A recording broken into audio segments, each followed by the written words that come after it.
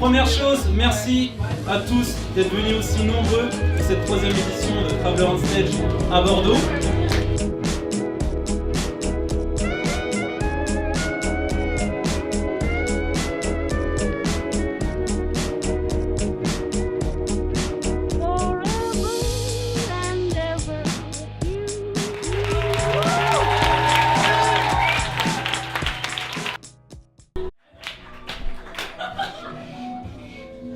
Quelle belle musique.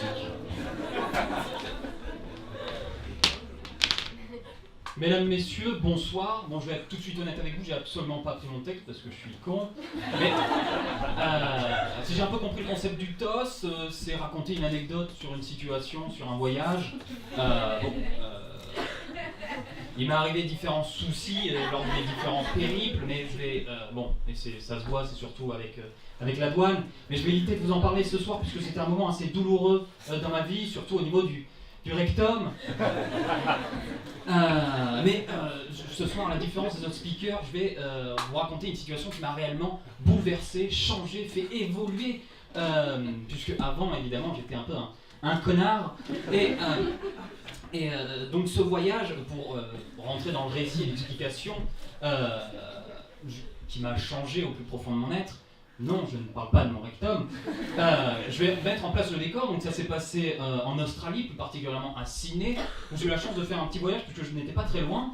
J'étais au Canada, et je ne sais pas si vous l'avez remarqué, mais dans les plus grandes villes, il y a toujours une tour avec un nom ultra stylé. Genre à Toronto, la CN Tower, à Seattle, excusez-moi, le Space Needle, à New York, le World Trade Center ou le Rockefeller, en Toscane, la Tour de Pise, et à Sydney, bon, ils ne se sont vraiment pas fait chier sur le nom, c'est la Sydney Tower. Et bon, en bon gros touriste, je me suis dit qu'il me fallait absolument ma photo panoramique de la ville. Et comme j'ai un petit côté artistique, je me suis dit que le meilleur moment pour y aller, c'était au coucher de soleil.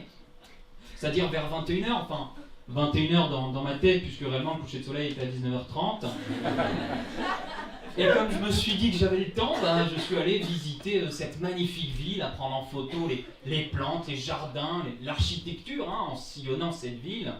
Les minutes passent, les heures défilent. Le ciel, je voyais le ciel s'assombrir. Bon, à ce moment-là, je me suis dit que c'était simplement un nuage. Il était 17h45, 18h, 18h10, bref, jusqu'à 20h30.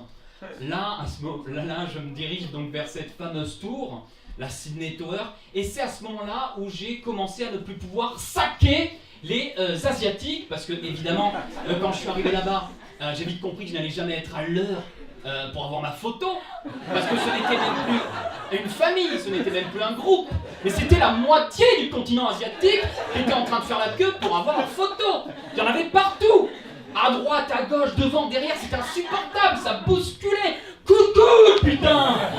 Excusez-moi, je me suis laissé emporter. Je ne suis pas violent. Et donc là, on avançait lentement, je regardais l'heure tourner, la luminosité diminuait, je me suis dit que la seule photo que j'allais avoir, c'était un selfie avec des champions de Rubik's Cube.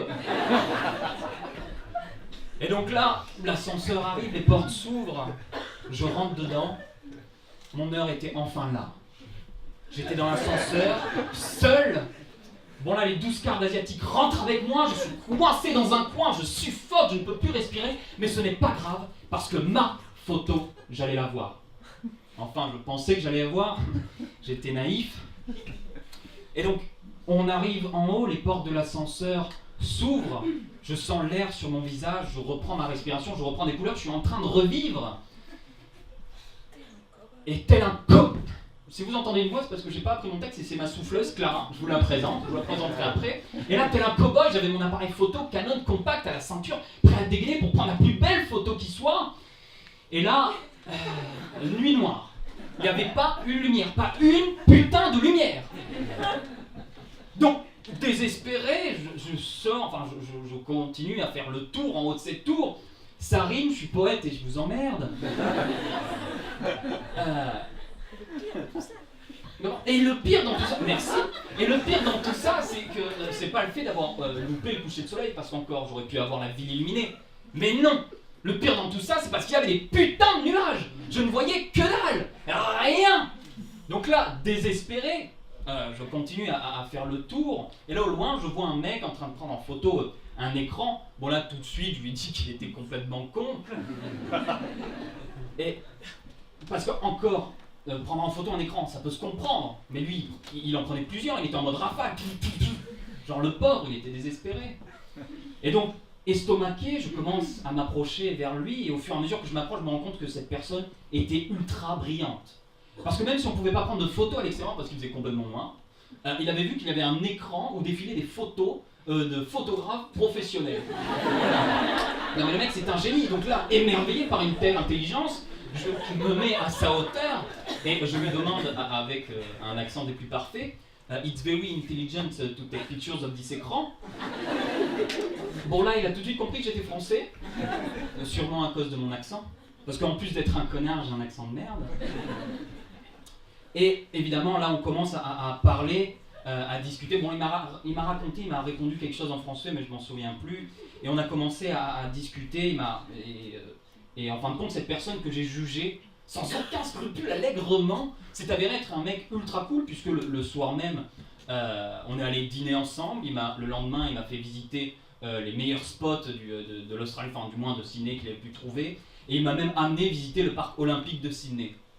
Ce mec que j'ai jugé s'appelle Jean-Baptiste, et c'est devenu un super bon pote.